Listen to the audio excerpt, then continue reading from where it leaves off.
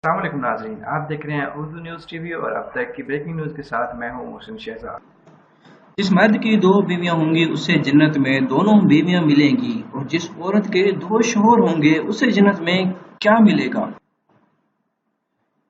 मरने के बाद की जिंदगी चूंकि किसी ने नहीं देखी हुई, लिहाजा इस हवाले से इंसानों में बेतहाशा बहम पाए जाते हैं। कुरान में जन्नत को बयान करते हुए इसमें मर्दों के लिए हूरों और शराब तोहूर के तोहफों की बिशारत दी गई है।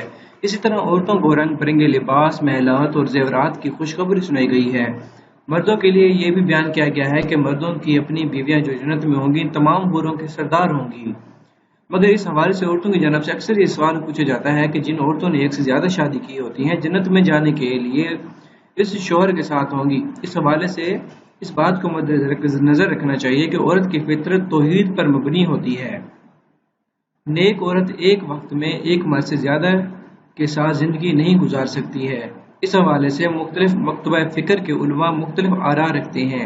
कुछ उलमा का ये ख्याल है कि जन्नत में रहने वाले अपनी पसंदीदा जिंदगी में होंगे, इसलिए अपने जीवन साथी का इंतखाब वो खुद करेंगी, क्योंकि उलमा इकराम के इस गिरोह के मुताबिक अगर बीवी शौहर की जिंदगी में मर जाए तो इसका रिश्ता इस शौहर से खत्म हो जाता है। जबकि दूसरे तबका फिक्र के मुताबिक औरत का इंतकाल जिस मर्द के घर या निकाह में हुआ, औरत इसी के साथ जन्नत में होगी अगर वो भी जन्नत में हुआ तो।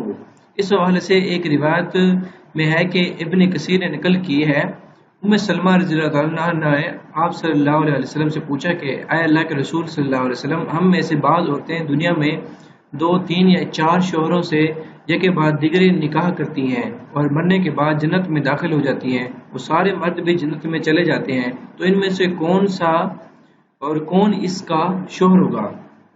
इसके जवाब में आप सल्लल्लाहु अलैहि वसल्लम ने फरमाया, ऐ उम्मे सलमा, वो औरत इन मर्दों में किसी एक का इंतखाब करेगी और वो अच्छे इखलाक वाले मर्द को पसंद करेगी। अल्लाह ताला से गुजारिश करेगी, ऐ मेरे रब, ये मर्द दुनिया में मेरे साथ सबसे ज्यादा इखलाक से पेश आया, लिहाजा इसे मेरे साथ ब्याह दें।